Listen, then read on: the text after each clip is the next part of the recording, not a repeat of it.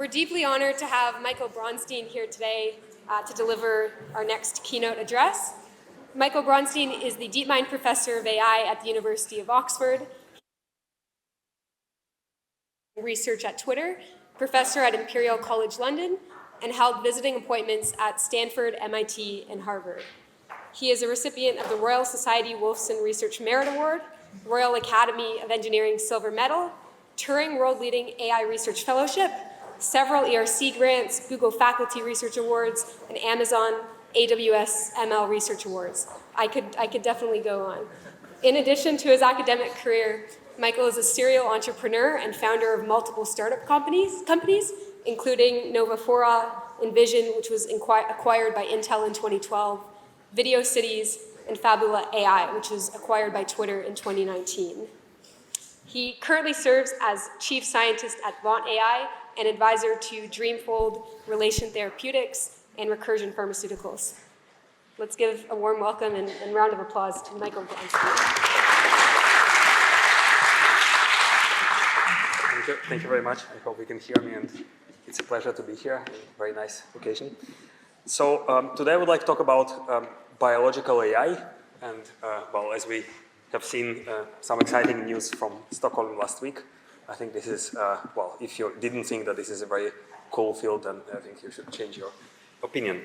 So if we talk about biological problems, one of the things that characterizes them is a vast scale of different levels at which we can consider our biological systems, right? If we look at our body, at the very low level, we are composed of molecules, right, that live on nanometer spatial scale and femtosecond temporal scale. Then we can go up to cells, to tissues that form organs and form organisms, and then we can talk about populations or entire ecosystems that work at the scale of maybe kilometers or even thousands of meters or kilometers, and at the scale of years. So we're talking about more than 10 orders of magnitude between these different scales, and this is one of the complications, because if you look even at a single cell, right? So take a small drug molecule. It will typically contain something like between 10 to maybe 30 atoms.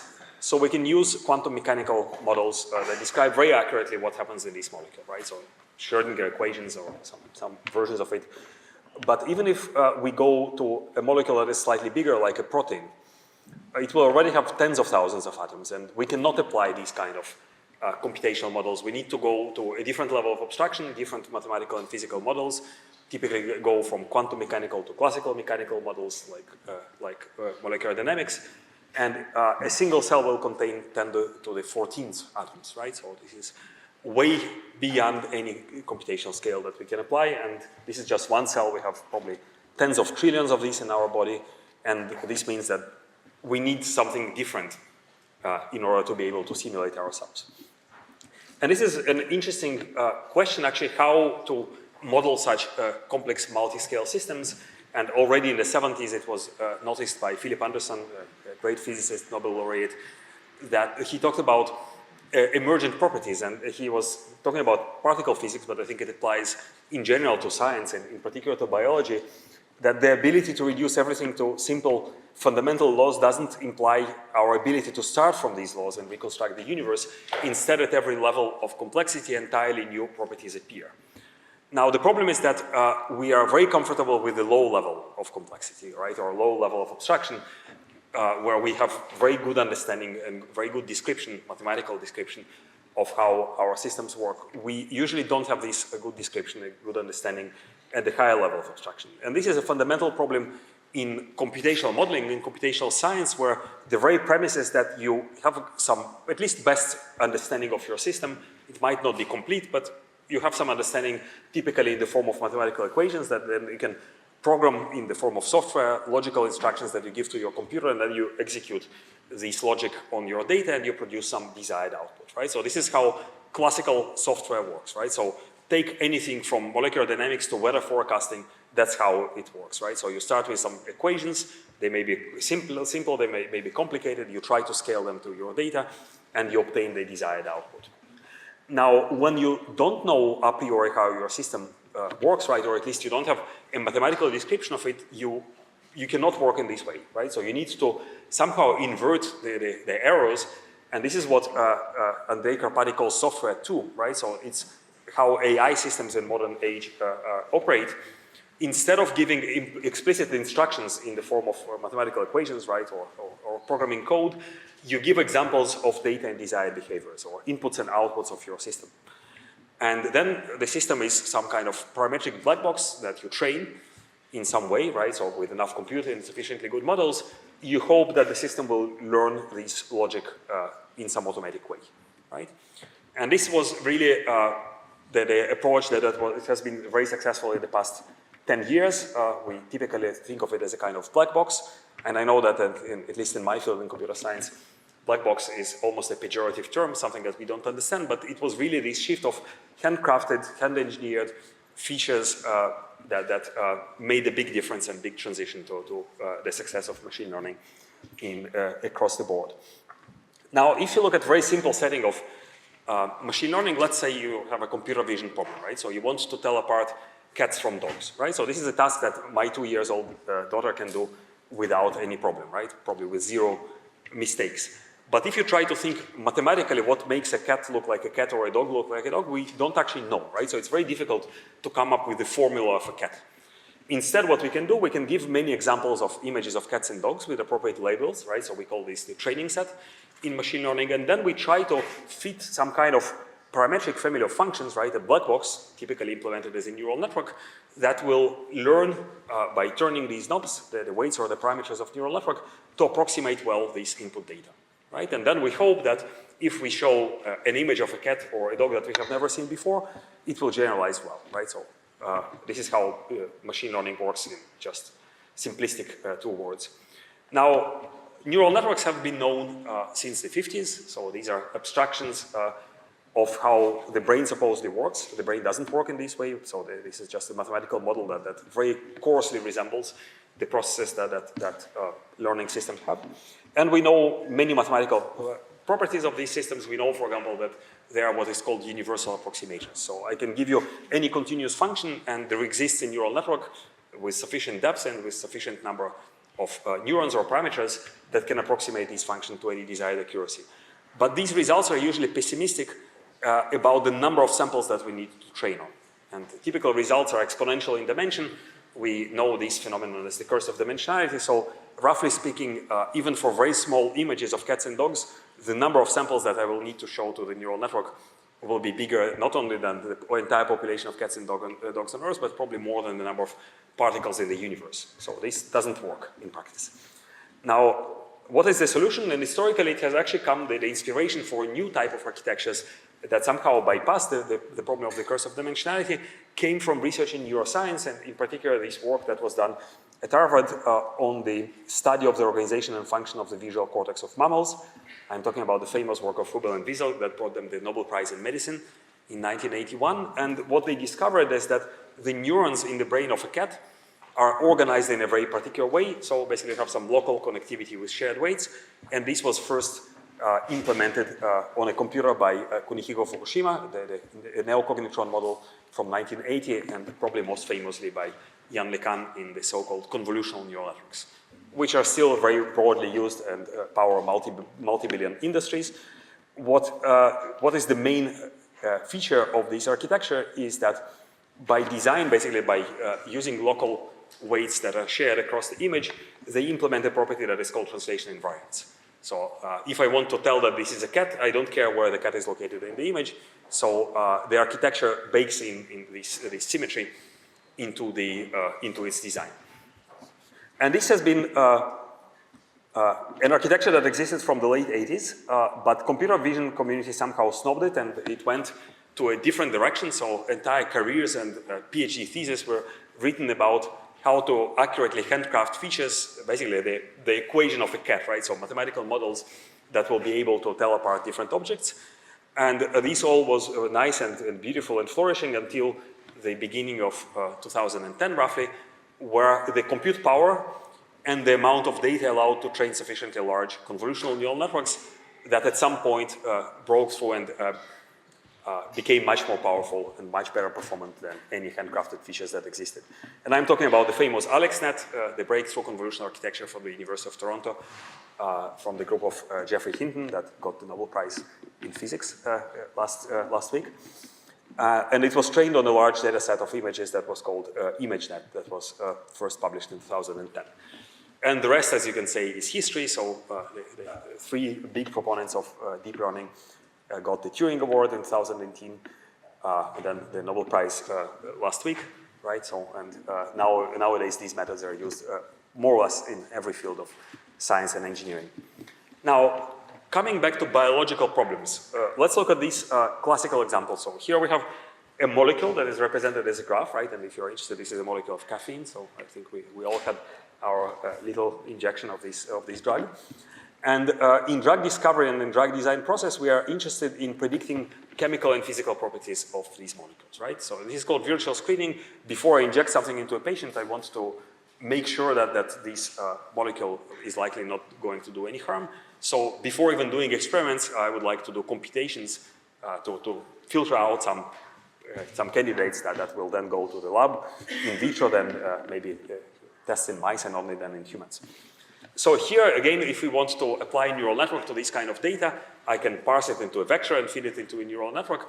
The problem here is that I can order my inputs, right? So the atoms in the molecule, in this case, in any arbitrary order, right? And we call this property permutation invariance. So it is to say that I don't really care about the order in which I pass the atoms to the computer, because the molecule exists on its own, right? It doesn't know that we decided to order its atoms in a certain way. This is just our convenience to feed this data into a computer. So basically, the neural network architecture somehow needs to be able to account for these kind of symmetries. Now, when we also think of molecules, they're actually three-dimensional objects, right? Or at least at some level of abstraction. We can think of them as geometric graphs, right? So they exist in three-dimensional space. So all these atoms have three-dimensional coordinates. And we can subject them to geometric transformations, so we can rotate and translate them. And here the property that we would like to have is that no matter how we position the molecule in space, we don't want its properties to change, right? So the SE3 invariance here refers to SE stands for special Euclidean group. So it's a subset of all rigid geometric motions. Importantly, reflections are not considered because they change the chirality of the molecule and change its chemical properties. So I think you get the idea. Basically, we're interested in architectures that somehow correctly account for the transformation of the input that can be modeled by using group theory. So we call this geometric deep learning. And many architectures, in fact, I would say all the architectures that are currently being used in practice can be derived from these first principles of symmetry and invariance. And it is interesting, actually, that this is also the deep principle on which physics stands. And again, I will quote Philip Anderson, who famously said that physics is the study of symmetry. So in physics, if you're familiar with this field, you can derive entire physics from symmetry groups, right? So physicists like to distinguish between what they call external symmetry, symmetry of the space-time, right? So this is called the Poincare group that gives rise to Minkowski geometry of space-time and special relativity, or the internal symmetries of quantum fields that give rise to different interactions or forces that exist in the universe. And you can see that there is a complete analogy to what we see here, right, in our little example of a molecule. So we have the domain symmetry, right, so how we order the nodes of the graph, and the data symmetry, basically how we apply transformations to the data, which in this case are coordinates of the nodes of the graph. And these ideas were probably most famously applied in AlphaFold 2, the famous program from DeepMind that was published in 2012. And it solved a classical holy grail problem in structural biology, namely predicting the three-dimensional structure of a protein from the sequence of amino acids. So if you think of a protein, it's a chain of small building blocks called amino acids. It folds under the influence of electrostatic forces into complicated structures that endow it with its function. Basically, structures that are complementary usually come in contact and interact. And structural biology had its own ImageNet moment, like computer vision in 2012. Basically, there was a competition that was running from the 90s called CASP, where structural biologists tried to predict computationally the folding of proteins that previously were unknown. And then comes a bunch of new guys that most of them never worked on proteins, from some company called DeepMind, and they outperformed by a large margin everything that existed there. And well, I would like to say that the rest is history, but actually history is probably being written in these days. So Demis Hassabis and John Jumper, the main authors of the paper, got the Breakthrough Prize, and last week the Nobel Prize in Chemistry for AlphaFold. And so history is literally being written in these days. And probably this is just the beginning of a revolution in this field of biology in the age of AI. Now, this summit is about generative models, so the kind of stuff that we can do nowadays with geometric generative models in this space, same way as you can produce with DALI or Midjourney or similar programs. Diffusion models, you can generate images in response to prompts. We can also generate new molecules. So here's an example of a protein that is generated by equivariant flow matching. So this is a model that works slightly differently from diffusion models, but the principles are similar. Here's another example of a protein with a fixed motif where you try to generate a scaffold, and this is one of the cornerstones or building blocks for example, design of new biological drugs that can be used to cure previously incurable diseases. Now, it is interesting actually to look at these two big breakthroughs that happened in AI and machine learning with the gap exactly of 10 years. One of them was AlexNet from 2012, and another one, AlphaFold, from 2022. And there is this maybe a little bit bombastic statement in machine learning that data trumps algorithms. That if you have a good data set, it is more important than a particular algorithm that is used for a model to train on this data. And I think this claim was first made by Alex Wissner-Gross in 2016, who listed some important events, breakthroughs in AI, and looked at the time that it takes from the introduction of the algorithm that was used for the breakthrough versus the time that it takes from the introduction of the data set on which it was trained. And it appears that the time from the data set to the breakthrough is much shorter, and this is definitely the case with AlexNet, right? So ImageNet data set was introduced in 2010. The breakthrough happened in 2012, so you can count it as 2 years. The algorithm, which essentially was convolutional neural networks, were known from the late 80s. So it's roughly 3 decades. This is also the case for other breakthroughs, for example, DeepMind's program to win the world champion in the game of Go and many other things. But interestingly, with AlphaFold, the trends appears to be reversed. Again, take it with a grain of salt because the algorithms are combinations of multiple algorithms, but essentially AlphaFold is based on transformer architecture that was introduced in 2017 and equivariant architectures that roughly appeared in 2018, or at least were popularized around that time. Whereas the data set, the PDB, the structural data set, appeared already in the 70s, even though the bulk of it probably is from the last decade. And the UniProt, the protein sequence data set, is about 20 years old. So anyway, we are talking about significantly shorter time from the algorithm to the breakthrough than the other way around. It is also interesting that the size of the data set was, even though it was large by biological standards, it is tiny by machine learning comparison, right? So it was order of magnitude smaller than AlexNet the 10 years before, and it is just a drop in the ocean compared to the large language models like ChatGPT, so GPT-3. So that was the last published version of this program from OpenAI. Had 300 billion tokens. I think rumors about GPT-4 is that it's in the low number of trillions. So this is a humongous data set, and we don't have any similar amount of data in biology. So PDB already, they estimate it took about 50 years to build and about $10 billion if you count all the contributions of different groups that contributed to protein structures to this data set. So it is interesting to ask the question that the choice of the problem is very important, and in retrospective, and I know this is very unfair to say, it might be that protein folding was an easy problem. So easy in quotes, of course, easy in the sense that it was amenable to machine learning, unlike maybe other problems in biology. And then it would be probably pedagogical to ask the question, what makes a problem particularly successful or amenable for machine learning models to work on it? And I wish I knew the answer, otherwise I would be working on such problems. But I think we can roughly come up with a few patterns that we see across multiple successful applications of ML in the field of biology and sciences in general. And I think 2 are probably go without saying it, the other 2 we need to talk. right? So the first two are availability of large and diverse data sets with clear performance criteria. And this is maybe something obvious in computer science, right, in applications like computer vision or natural language processing.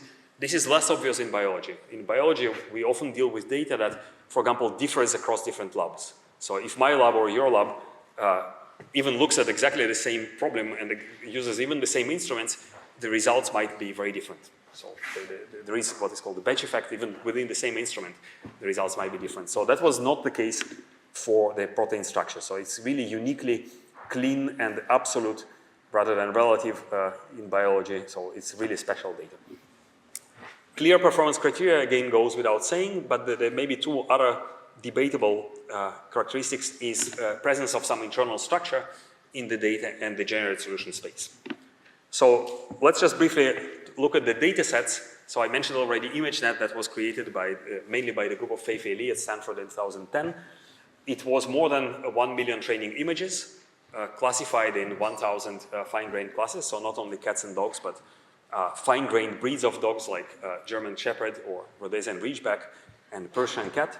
So 1,000 different classes, 100,000 test images. They're manually annotated. It was at the time the largest use of a service that was provided by Amazon called Mechanical Turk.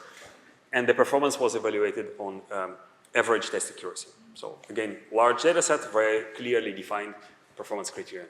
Same thing for CASP. So CASP itself was established in the 90s. It used data from the PDB, the Protein Data Bank. And nowadays it contains about 250,000 protein structures. So this is a data that takes a lot of time and a lot of money to acquire. Typical protein structure, depending on complexity, can take years to solve and between tens of thousands to maybe hundreds of thousands of dollars. So that's why the entire cost is estimated around 10 billion. And performance criterion here as well was evaluated as median reconstruction accuracy. So nowadays, when the accuracy is very high, people are debating whether it's still a good criterion, but at least it was something that at the time was quite acceptable. Now, the second thing that I mentioned, the generate solution space. So what I mean by this exactly is if you look at natural images, like our example of cats and dogs, and if we consider them as points in some high-dimensional space, we see that they don't fill uniformly the space where they live. They actually tend to cluster along some low-dimensional structures. And this is typically called in machine learning the manifold hypothesis. So manifold is a mathematical notion roughly corresponding to high-dimensional surfaces. And this is to say that basically there is a small number of degrees of freedom that explains how this data behaves in this high-dimensional space. And there are many reasons why this happens. One of them is that natural images tend to be self-similar. So you can compose them from pieces of itself. Like this example of a cat, right? We have pieces that I can move around across different positions and across different scales. They are self-similar. In case of proteins, typically when people try to impress you working in this field, they will tell you that in principle, in nature, there are something like 10 to the power of 300 proteins. So I don't know if you can imagine this number, but it is bigger than anything that you can think of, right? So bigger than the US national debt. I'm stealing the analogy from Francis Arnold. It is bigger than the number of atoms in the universe, right? So I gave you that scary number. So this is just 10 to the power of 80. So it's unimaginably large. But do we actually encounter all these proteins in nature? And the answer is definitely no. And the reason is that proteins are a result of evolution. They are not just random sequences, random structures. They evolve to carry certain function. And if they are random, most likely they will not do anything useful, and therefore in the evolutionary tree these will correspond to somehow discarded branches. And it appears that nature likes reusing existing solutions that work well. And one good example is what is called Tim-Barrel fold. So it's a special protein structure that is very old. It likely appeared in what is called the last universal common ancestor. So it's some kind of organism that we all share our evolutionary history with. It happened more than 3 billion years ago. And it appears as a combination of these small blocks that are called beta-alpha subblocks. And we see that these structures are reused in roughly 10% of all enzymes across diverse organisms and across different functions. So we find it in organisms like bacteria, in our own body, even in tomatoes. So basically they're ubiquitous. And this is to say that this was a structure that somehow worked well for certain things. In particular, these are enzymes that these are catalysts that make chemical reactions happen in biological systems. So basically, we can find them in many different places. So the last thing I want to mention is internal structure, and here probably a good analogy will be from the domain of language. So if I give you this example, a sentence where I mask out a word, so this is how LLMs similar to GPT and others are trained, right? So imagine trillions of these examples. And here you will try to guess the word, right? So what do you think will be the potential guess? Any other guesses? Edge, well, could be many things, right? So usually it's a distribution.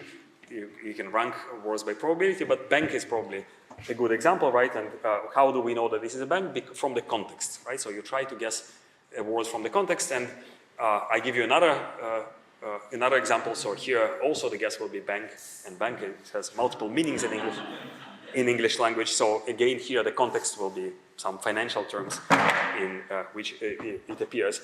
And in most cases, we can do this exercise pretty well, and the reason for it is what is called distributional hypothesis that tells us that words occurring in the same context tend to have similar meaning. And this is also the case for proteins. In proteins, this is captured by what is called multiple sequence alignment. So if you look at organisms that are evolutionary related, so they somehow sit close to each other in the evolutionary tree, it is likely that the proteins that power these organisms have also evolved in a way that preserves function, and therefore it is expected to have similar sequences and similar structures. And because AlphaFold is trained on functional proteins, right, that we find in living biological systems, they have very strong signal of this kind. And you can see that AlphaFold, it's probably not the only, but one of the most famous and most publicized convincing examples that machine learning can work for the right kind of biological problems, and the good reasons for it, as we've seen, it's both the data and the kind of problem. And you can also ask the question whether AlphaFold really learns any new laws of physics, right? Whether it learns the laws of protein folding. And I think this is debatable, so I don't want to make bombastic claims, but there is evidence that it actually doesn't. And the reason is not because that it's bad, but because it doesn't have to. So it's not really a system that gives us an understanding of how this problem works. It's a kind of very complicated, very sophisticated pattern matching machine that allows us to find similar patterns and stitch them together. So I'm exaggerating, probably does something more than that, but at least doesn't give us any interpretable laws of physics. And this brings us to an interesting philosophical question that was highlighted in this article in The Guardian, and before that by Chris Anderson, who was, I think, editor-in-chief at Wired, who first socialized this idea of post-theory science. And the quote here is, "So much data had accumulated and computers are already so much better than us in finding relations within this data. Soon the old scientific method of hypothesize, predict, and test would be relegated to the dustbin of history." So this is maybe an extreme view on the future of science, but if you subscribe to this idea that increasingly more of the scientific discovery process, right, in particular hypothesis generation, will be taken by the machine, it's interesting to look at to ask the question, how in experimental sciences the data production, right, or the data sources that originally historically were designed by humans for human scientists in mind will need to look like, right? And AlphaFold is actually a good example. The protein folding problem, initial works were white box software, right? So people tried to implement some kind of understanding of the physics that underlies the problem of protein folding. So basically they tried to simulate protein folding with mathematical equations. And the data on which it was run was the same data that was acquired by structural biologists, the PDB, the protein structures. The big breakthrough that came from the move from white box software to black box software with deep learning systems like AlphaFold, significantly better, right? Because we don't really know the laws of protein folding, but we can learn them from examples.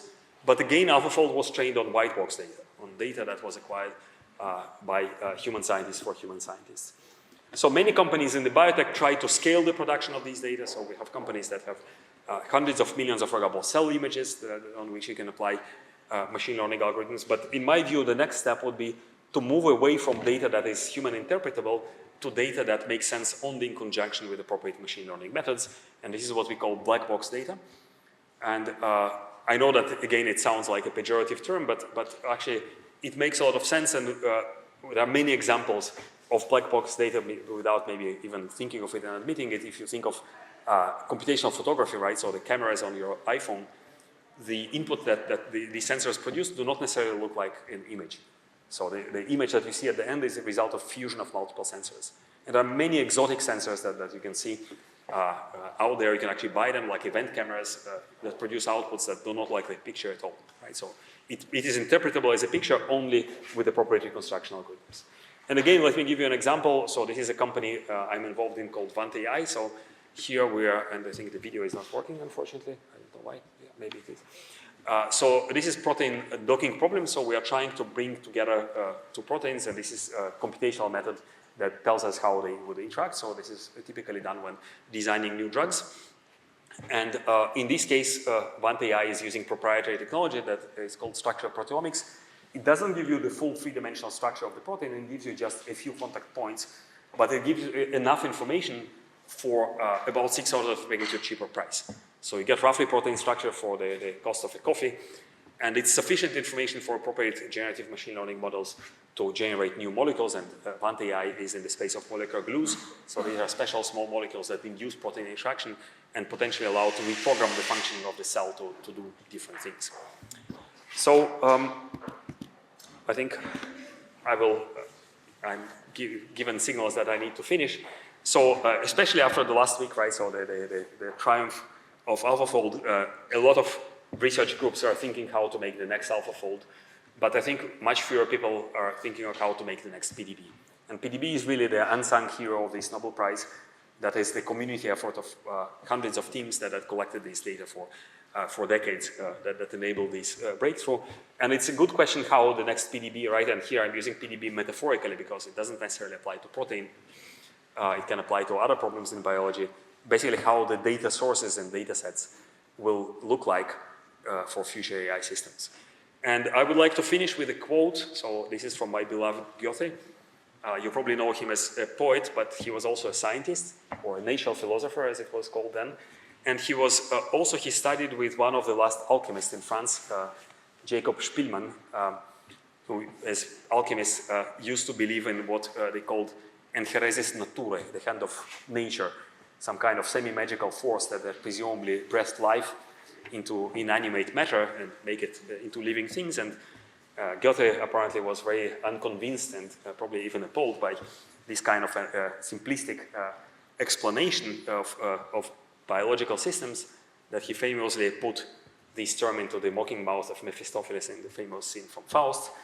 And Encheresis naturae is the chemical name by which dancers themselves unwittingly shame. So now if we see a lot of hype around AI for biology, I think maybe over-enthusiastically entrusting AI with the hope that it will somehow solve biological problems is, in a sense, return to alchemy, or this time Encheresis machine, the hand of machine. And I'm strongly convinced that if there will be breakthroughs in this field, they will come from joint work on the wet lab and the data center. So co-development of experimental biological techniques together with computational AI methods. So I will stop here, and thank you very much for your attention.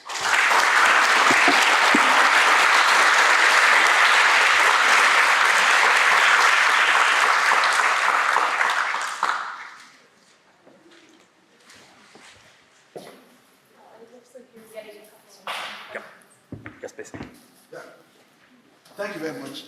My question is, in 1962, Watson and Crick discovered the double helical structure of DNA. And in the 40s, about Einstein, with brain power, solved the law of relativity.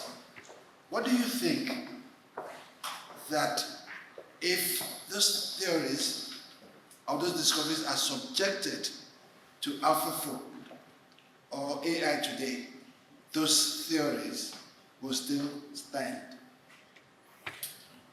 So it's a good question, right? So these theories are probably, or at least in case of relativity, this is something that is human understandable. So it's a physical system that has a simple human understandable description.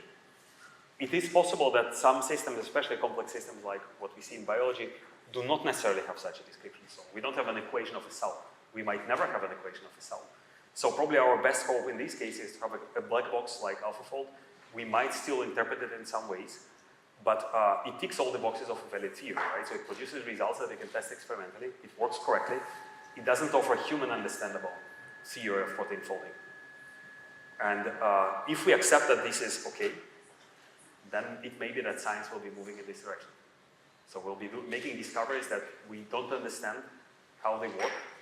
I still see a lot of advantage in symbolic description of systems because you can study some corner cases.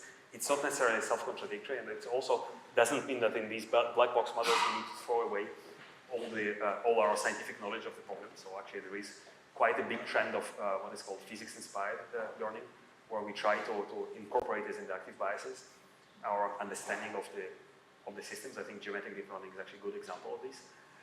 So it will probably be a combination of methods, but not necessarily always interpretable in a simple way.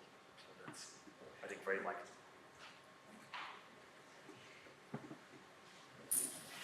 Thank you for the talk. I'm Elena Simpel. I'm from King's College London and the Open Data Institute. I was wondering about your Generation 2 scientific workflow, which to some degree these days could be extended also into additional loops where scientific publication that comes out of that new research, new finding is generated with AI. The peer review that has been for many, many years, the method we would assess scientific results is also to some degree automated. So you could imagine a whole extension of that workflow that you described across the whole ecosystem that is just automated, a black box. Could you comment on how comfortable you are with that vision? Yeah, so I think it's very likely, and well, there are several companies or non-profits. One of them is Future House. It's funded by Eric Schmidt. Another one is Sakana AI in Japan. So they try to build automated AI scientists that will at least take some of this process. So I'm not worried about this necessarily. So especially people working on the bench and doing the manual operations that are still common in the wet lab might be worried. I think you think of it as the next level of abstraction. Probably a good example is software development, right? So nowadays we have large language models that can automatically write software code. Doesn't mean that software engineers will disappear.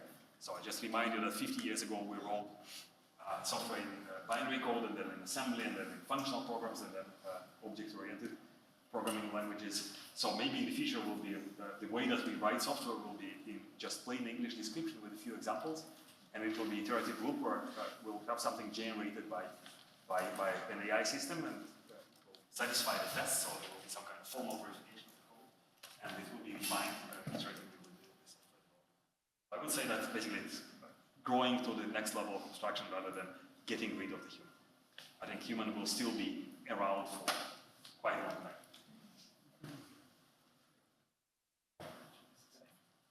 This is good for the Beeline Institute. So AlphaFold is very good at predicting structures based on NSA node homology, but it doesn't do as great of a job when there's the protein has been purified, characterized, and has no node homology to existing domains that are in other proteins. So what can be done to sort of do that? Are we waiting upon someone being able to purify a protein, even if they don't know the conditions upon which they need to do that? Because there are certainly proteins that would have a function that AlphaFold or other models won't be able to predict as accurately that may be beneficial for some sort of application.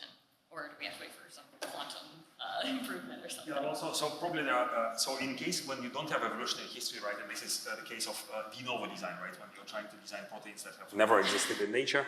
So at least our own work, so we use on structural representation, so we think of proteins as surfaces. It actually seems to be, at least for these kind of problems, well, foundational language, if you want. So we show that, for example, we can train on natural proteins or protein interfaces and then work with what we call neosurfaces. So these are proteins that interact only in the presence of small molecules, right? So kind of molecular glues, but the opposite. You know the molecule, so you use the small molecule to control, for example, a biological drug, basically switchable protein interactions. And then the binder is designed de novo without any evolutionary history based on complementarity of the molecular surface, geometric and electrostatic.